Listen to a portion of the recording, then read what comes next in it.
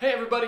Do you want to learn how to seduce someone? Then you're in the wrong place, buddy! But if you want to learn a song about other people seducing other people, then you're in the right place, because today we're going to learn the song Havana by Camila Cabello. Havana, ooh na na. Half of my heart is in Havana, ooh na na. He took me back to East Atlanta, na na na. All of my heart is in Havana. There's something about his manners, Havana, ooh na na. That's just a little sample of the way that the song may sound, so you can get an idea of the chords and the structure. Let's go and dive into an overview. Today we're going to start by looking at the chords, then we're going to take a look at the strumming pattern, and then we're going to take a look at some more advanced strategies if you want to add some spice, some pizzazz to your version of this song. So in fact, there are only 3 chords in this song. Let's go and go over them right now. G minor, E flat, and D7. To start with G7, you're going to take your pointer finger and play string 1, fret 1.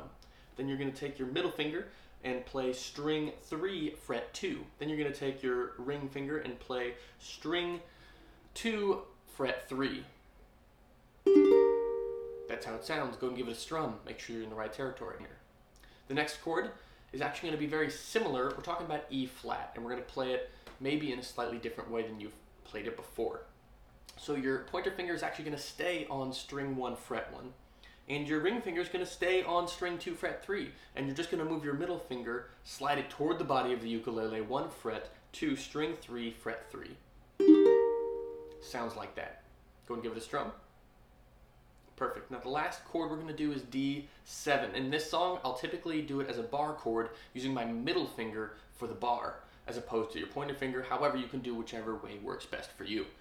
But in this format, the middle finger is on the bar. Sometimes I'll use my pointer finger as an extra firm press down there. And you use your ring finger on string 1, fret 3. It should sound like this. Go and give it a strum, using either your pointer or your middle finger. Great, now, so for this song, you actually play those 3 chords in that order. It should sound like this.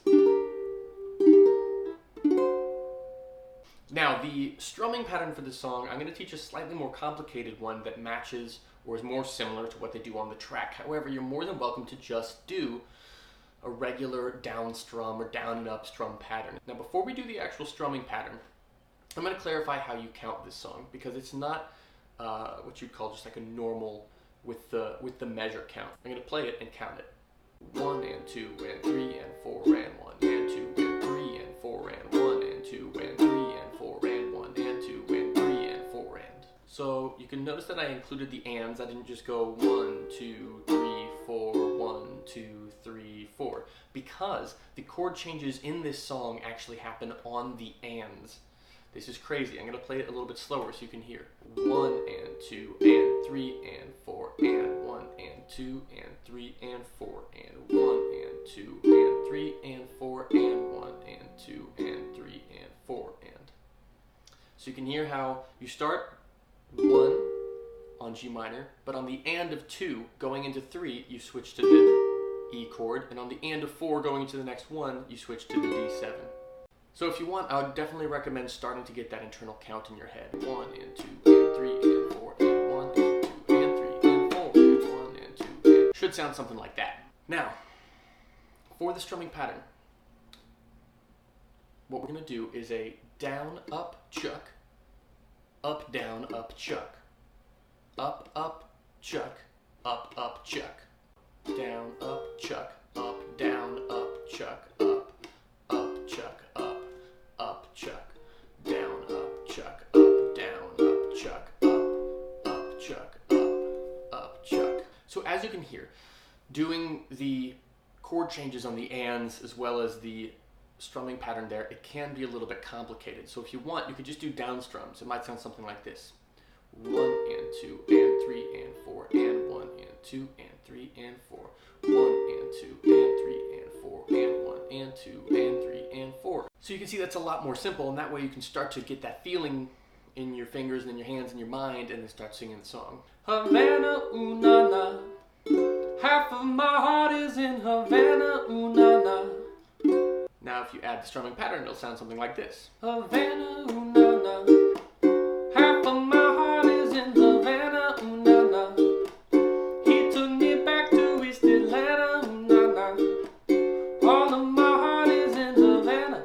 There's something about it, man. Havana, ooh na na. Now I am adding one more thing, as you may have noticed, and this gets us into advanced tactics. So there's something you can add if you're really feeling comfortable with the strumming pattern. It's between the last chuck of the strumming pattern as we learned it and in the beginning of the strumming pattern, you can add a really quick C7. It's more as just a rhythmic quality. It's not actually a chord change. In fact, you could almost play it just as an open chord or just as open strings. And it sounds something like this if I do it in slow motion.